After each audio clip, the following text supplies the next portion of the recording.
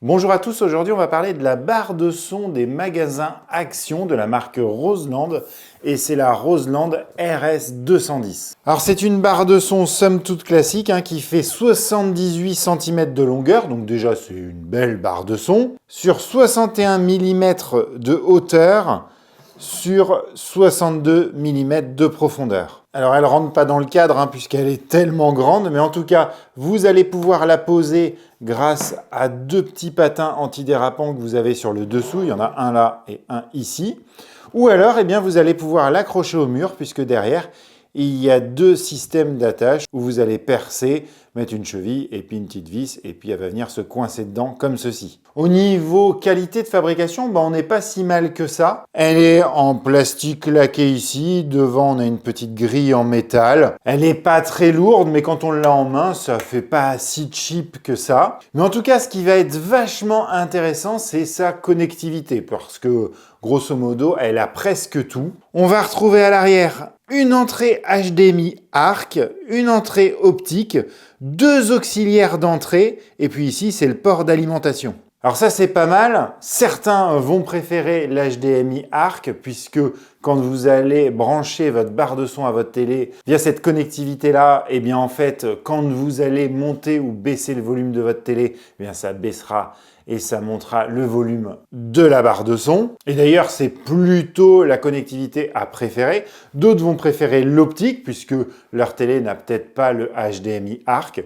Pour vérifier si vous l'avez, il suffit de retourner votre télé, vous regardez vos ports HDMI et c'est noté ARC pour vous dire que il prend en charge le système ARC. D'autres qui n'auront que l'optique utiliseront la sortie optique. Vous savez, c'est la petite sortie avec la lumière rouge à l'intérieur. Alors j'entends certains en commentaire qui vont me dire de préférer l'HDMI et c'est vrai si vous pouvez utiliser plutôt celui-là. Mais comme on est sur un son stéréo 2.1, vous n'aurez pas une vraie différence de qualité de son puisque vous n'allez pas utiliser le Dolby Atmos ou le DTS:X puisque là vraiment on est sur un son purement stéréo. Et après vous avez les deux entrées auxiliaires qui vont se brancher par exemple sur une sortie casque. Bon, c'est pas vraiment la meilleure solution. Et l'intérêt, c'est que dans la boîte, on avait un câble jack vers jack et on avait également, alors ça c'est assez rare pour être souligné, le câble HDMI qui va vous permettre de la connecter à votre télé. Donc là, vraiment pour ça, c'est plutôt cool. Et bien sûr, on avait l'adaptateur secteur. Alors franchement, le câble est un petit peu court. Ils auraient pu faire un peu plus long, ça doit faire 1 mètre à tout casser. Et pendant ce temps qu'on est en train de regarder ce qu'il y avait dans la boîte, on avait également une télécommande, alors une vraie télécommande avec on-off, le changement de source, puisque vous allez pouvoir passer du mode HDMI au mode optique, au mode auxiliaire et même en Bluetooth. Et oui, puisque au-delà d'être une barre de son pour la télé, quoique vous pouvez la connecter en Bluetooth à votre télé, mais ça va faire aussi office d'enceinte Bluetooth. Et ici, ce qui est sympa, c'est que vous avez un équaliseur. Ici, vous avez les boutons complètement classiques. Et si vous ne voulez pas vous servir de la télécommande, vous avez au bout différents boutons qui vont faire à peu près tout ce que vous avez sur la télécommande, sauf l'équaliseur. Et en parlant du son, on est sur une barre de son de 2 fois 12 watts, donc forcément stéréo. Alors c'est pas folichon vraiment pour une barre de son. Et je vous avoue que j'ai eu du mal à l'acheter, cette barre de son, puisque tous les produits Roseland que j'ai testés de chez Action étaient quand même globalement de la daube jusqu'à maintenant. Donc peut-être que je vais changer d'avis avec cette barre de son. Alors sachez que j'ai déjà mon avis, puisque je vais vous faire écouter tout ça, mais ça fait longtemps que je la teste. Je l'ai rodé pendant 50 heures, donc j'ai vraiment le ressenti du son que vous aurez au bout de quelques temps d'utilisation. Et pour tester cette barre de son, on va utiliser ma petite télé SmartTech que j'ai testée il n'y a pas si longtemps sur la chaîne. C'était la télé connectée la moins chère d'Amazon. Et on va aller sur YouTube et lancer une vidéo de ma chaîne. Et globalement, je l'avais dit lors de mon test, mais le son de cette télé est vraiment pourri, donc il fallait que je trouve une solution. Je vous laisse écouter déjà pour que vous voyez de où on va partir. Une caméra de sport qui va filmer. Bon voilà, vraiment pourri. Donc ce qu'on va faire dans un premier temps, on va brancher la barre de son en HDMI sur le port HDMI ARC.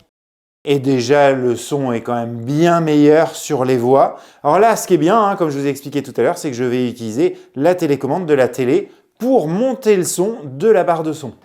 C'est normal, hein, la caméra est étanche, ce qui va lui permettre d'aller jusqu'à 60 mètres de profondeur. Et cette batterie est de 1650 mAh. Et là, plutôt bonne surprise, le son des voix est bien restitué. Donc ça, c'est assez cool. Je vais remettre le son et mettre à fond pour voir si ça ne sature pas. Sa batterie en 22 minutes. Voilà, là je suis à fond. C'est pas un volume extraordinaire quand même. Et alors après, ce qui est un truc qui est très agaçant, c'est quand on monte vraiment trop fort le son, eh bien, elle coupe ce qu'on est en train de regarder pour nous dire volume max. Donc si vous regardez un film, ça peut quand même vous saouler. Mais au niveau des voix, eh bien c'est très bon. Maintenant, ce que je vous propose, c'est de mettre un petit peu de musique. Et allez, on monte le son.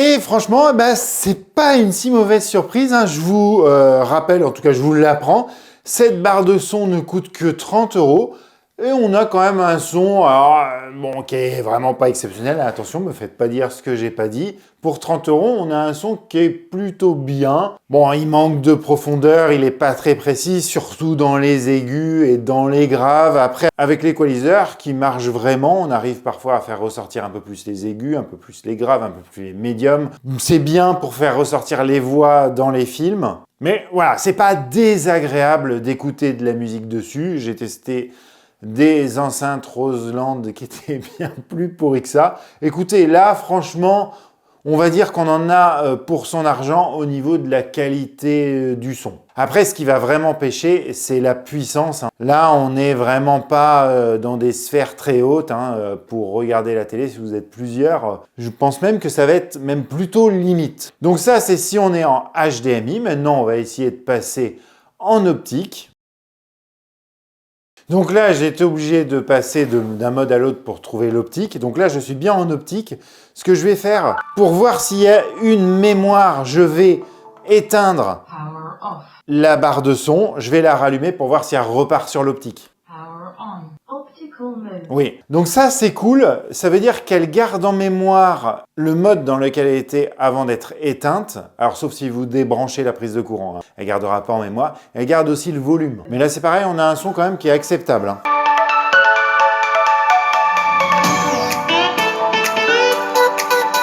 Alors qui est acceptable, mais j'ai l'impression qu'il est encore moins fort qu'avec le HDMI. Mais bon, voilà, on est à peu près sur la même qualité de son. Franchement, ceux qui vous diront qu'ils ont vu une différence, vu la qualité de l'enceinte, on voit pas vraiment de différence. Maintenant, ce qu'on va faire, eh bien, on va le brancher sur un smartphone via l'auxiliaire pour voir si ça change quelque chose au niveau du son. Alors là, vous voyez, j'ai branché l'auxiliaire. Donc, je vais lancer pareil de la musique. Alors, vous inquiétez pas, il n'est plus branché sur la télé. Je passe en mode auxiliaire. Là, je suis vraiment à fond. Et vous voyez, je peux tenir une conversation, vous m'entendez. Donc là, c'est vraiment nul au niveau volume sonore. Autre possibilité que je vous ai parlé depuis le début, eh bien, c'est de le connecter en Bluetooth. Voilà, là, je suis connecté à mon smartphone. On le retrouve sous le nom RS210. Et c'est reparti pour de la musique.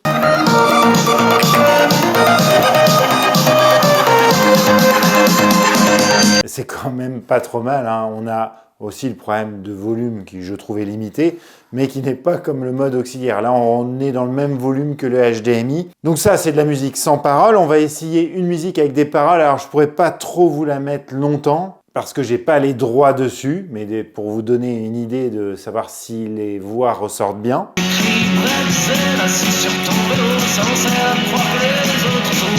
Vous avez vu, les voix ressortent bien sur la musique. Là, on n'était pas sur une musique électronique, ça sature pas, c'est assez propre, c'est pas très précis, mais je vous le redis, 30 €, on est quand même pas si mal que ça. Donc là, qu'on est en Bluetooth, il y a toujours quelque chose d'important à regarder. Alors, j'ai pas trop de doute parce qu'on est en Bluetooth 5.0, mais c'est le délai de latence que vous pourriez avoir. Si par exemple, vous voulez vous en servir connecté à une tablette ou à une télé qui n'a pas les connectiques que je vous ai évoqués dans cette vidéo, eh bien, il ne faut pas qu'il y ait de délai de latence. Par exemple, si vous regardez un film, entre les mouvements de la bouche de la personne qui parle et le son qui ressort de l'enceinte, parce que sinon, c'est absolument regardable. Je vais justement lancer à nouveau une vidéo de ma chaîne, le format propriétaire à Insta360, où vous allez pouvoir, non pas de délai de latence perceptible, donc c'est plutôt pas mal. Alors qu'est-ce que j'en pense de cette enceinte? Bon, comme je vous l'ai dit, elle a un design très classique, beaucoup de connectivité, donc très intéressante, un son somme toute acceptable. Si vous regardez un film,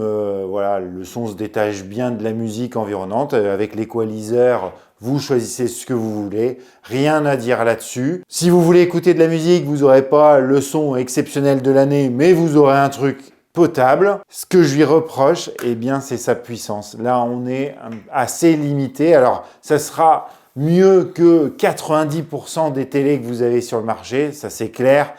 Mais vous pourriez être quand même un petit peu gêné par le volume. Là, il y a beaucoup de télés qui vont envoyer plus fort au niveau volume. Donc, si vous voulez vous en servir dans le salon familial, vous recevez beaucoup de monde, ça va être limite. Par contre, si vous êtes dans une chambre, ou dans une pièce plutôt petite, bien insonorisée, tout ça, eh bien ça peut le faire. Ou alors, eh bien, carrément comme enceinte Bluetooth, hein, que vous laissez fixe, hein, bien sûr, hein, puisqu'il n'y a pas de batterie intégrée. Pour un ado, même pour pouvoir le brancher sur un PC, je trouve que c'est une plutôt bonne affaire si on compare à ce qu'on peut trouver à ce prix-là. Voilà, écoutez, je vous remercie d'avoir regardé la vidéo jusqu'au bout. Si vous avez des questions, n'hésitez pas à me les poser en commentaire. Dites-moi vous ce que vous en pensez. Alors vous n'aurez pas le son que moi j'ai entendu puisque ça passe par un micro. Donc pour que vous fassiez une idée sur le son, il va falloir me croire sur parole. Et en tout cas, je vous remercie d'avoir regardé la vidéo jusqu'au bout.